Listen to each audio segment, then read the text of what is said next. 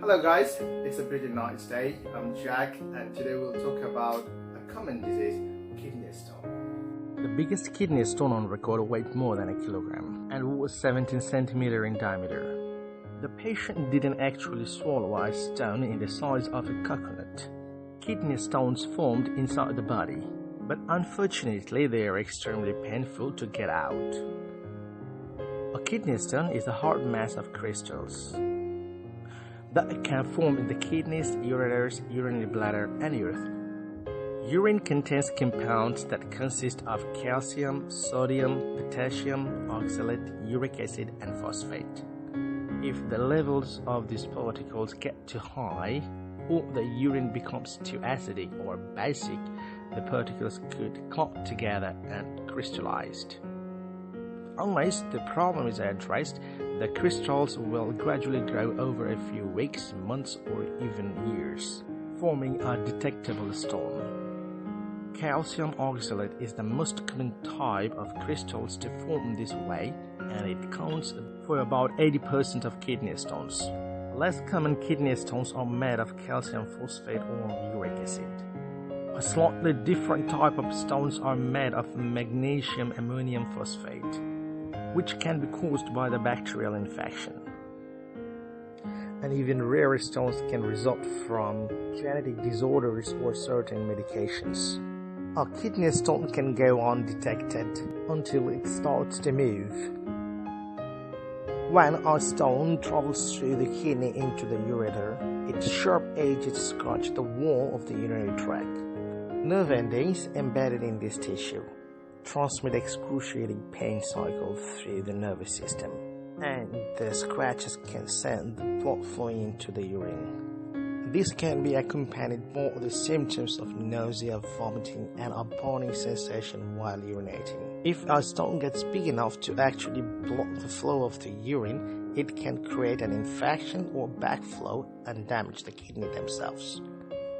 But most kidney stones don't become this serious or even require invasive treatment. Masses less than 5 mm in diameter will usually pass out of the body on their own. A doctor will often simply recommend drinking a large amount of water to help speed up the process along, and maybe taking some painkillers. If the stone is slightly larger, medication like alpha blockers can help by relaxing the muscle in the ureter and making it easier for the stones to get through. Another medication called potassium citrate can help dissolve the stone by creating a less acidic urine. For medium-sized stone up to about 10 mm, one option is pulverizing with sound waves. Extracorporeal shockwave lithotripsy use high-intensity pulse of focused ultrasonic energy aimed directly at the stone. The pulse creates vibration inside the stone itself, and small bubbles formed.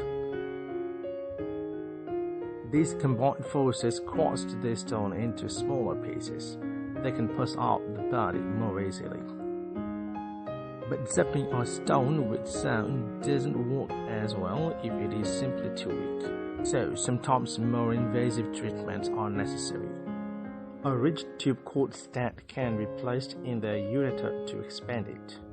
Optical fibers can deliver the laser pulses to break up the stones.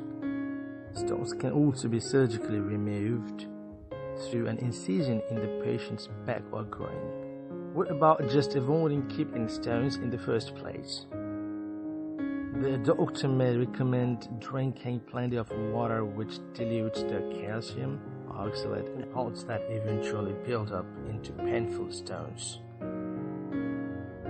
Foods like potato chips, spinach, rhubarb, and beets are high in oxalate, so doctors might advise limiting them. Even though calcium is often found in stones, calcium in foods and beverages can actually help by binding the oxalate in the digestive tract before it can be absorbed and reach the kidneys.